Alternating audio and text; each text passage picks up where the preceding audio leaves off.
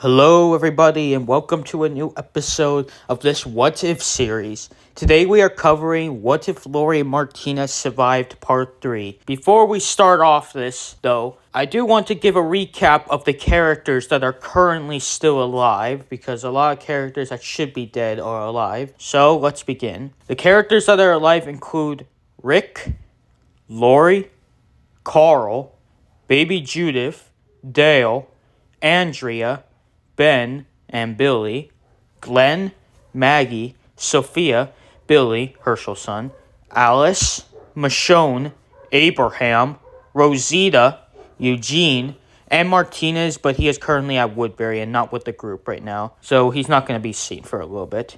Also, the modes of transportation the group has are Abraham's military truck, plus the military truck from the National Guard station, one of the prison buses, and two of the horses from Herschel's farm that Glenn and Maggie are riding on. Now, we see the group traveling around slowly, but surely making their way to Washington. Although, unlike in canon, Maggie doesn't try to, unalive herself during the night.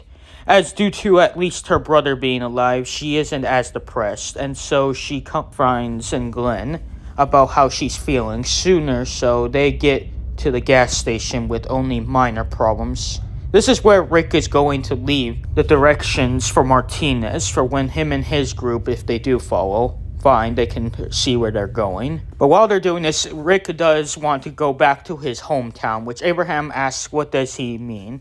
Like, is he feeling homesick? Rick explains everything about Morgan and how he and his son could still be alive and they should go try to see them and maybe get them to join them. Abraham thinks about it and decides to go, despite the fact he doesn't have so much reasons to distrust Rick, as there hasn't been too many tensions between them. But despite the fact that there isn't as many high tensions between them as there were in canon, which is the reason he went, he still decides to go to keep their one-handed friends safe, although due to Lori being alive, Rick wants Carl to stay, as she can watch him. Carl is disdained about this, though, as he does want to see his old home again, but Lori and Rick argue about it and tell him he's too dangerous for him to go, especially with Judith, too.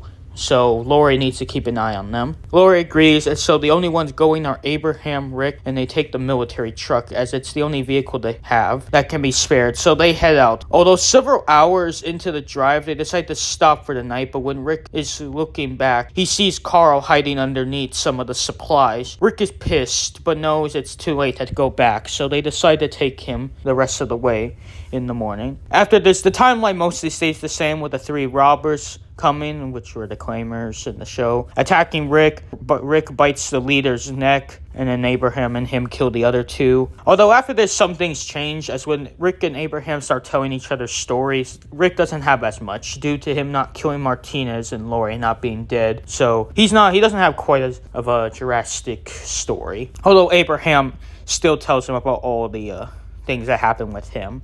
Eventually, they arrive in their town, meeting Morgan and seeing his zombie son. And taking care of that, they head to the police station.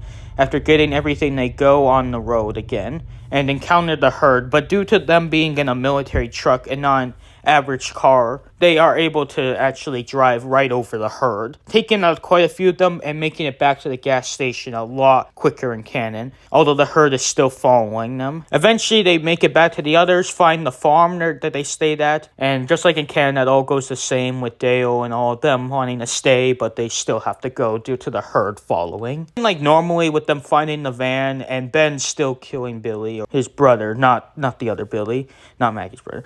Then they meet Gabriel and decide to go to his church. Dale is still sad about both of his sons passing, as just like in canon, Carl still kills, Ben, to prove himself. Especially now he has more of a reason to, because he hasn't gotten to do as much, so now he feels like he has to. Although when they camp out for the night and they get attacked by the small group of zombies, Dale actually, due to him still having both of his legs, isn't attacked by the zombie. Or he still is, but he does try to run away. But he's still old and can't run fast. But then Billy, Maggie's brother, jumps in the way and fights off the zombie, taking it off. Billy saves him and then make amends, saying that he's alright.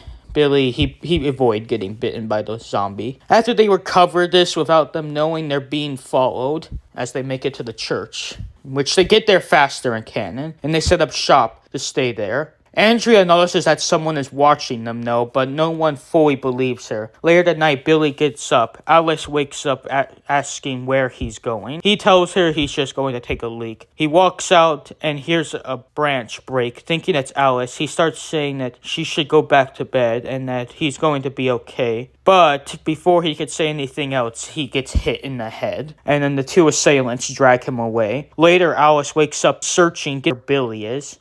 As he is gone, he's been gone for a couple hours now. She keeps looking, getting more panicked, and then just wakes up everybody. She explains how he's gone, and she can't find him.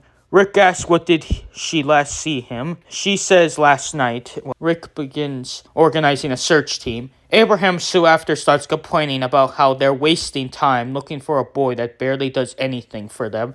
They should just be using their time figuring out how long they're going to stay at this damn church and when they should go back on the road. Maggie, hearing this, gets upset and gets into an argument with Abraham, saying how fucking dares he. He barely knows what they've been through. And yet he's yelling at them, saying that her brother is a waste of time. And she says some things about how Billy is the last thing she has, the last thing from the old world. Everyone else, her father, the rest of her siblings, her mother, even her home is gone now.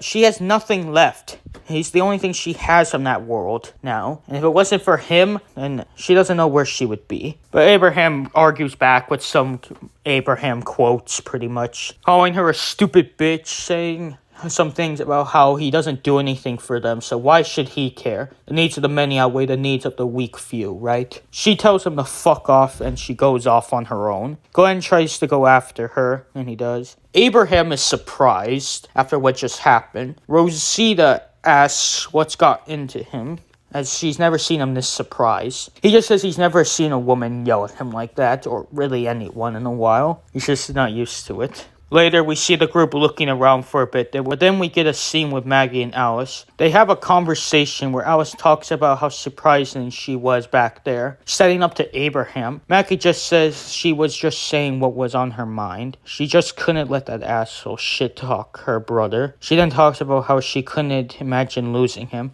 After all, him and Glenn are the only two people she really has left in this world. Alice can agree. She's grown to care a lot about Billy for the last few days. She admits that she only got with him to help him feel better about losing their father. Maggie says she knows, after all, why would any girl get with her brother? They share a laugh about it, but Alice continues. But then she got to know him, and she grew to care about him, seeing him as a nice guy, and knowing all the work he did to protect them when Woodbury was attacking. One night, one thing led to another, and they ended up hooking up. She says how she never had a serious relationship before this, but she's glad she did now, even though she can't shake the feeling that she might not ever see him again. We then see the group of assailants at a picnic table discussing with each other, but then they notice Billy waking up. The leader then begins to talk to him, apologizing about how about having what they did since he's just a kid. But, a man's gotta eat. Billy looks down to see that his leg is gone. Billy starts to cry and asks why. The man just says that again, he's sorry about this, but they gotta do what this to survive. Billy continues to cry, but then his cries turn into laughter. He laughs more and calls him a bunch of fucking idiots, as it's revealed that Billy was bitten on the shoulder when he was saving Dale, and that they're eating tainted meat.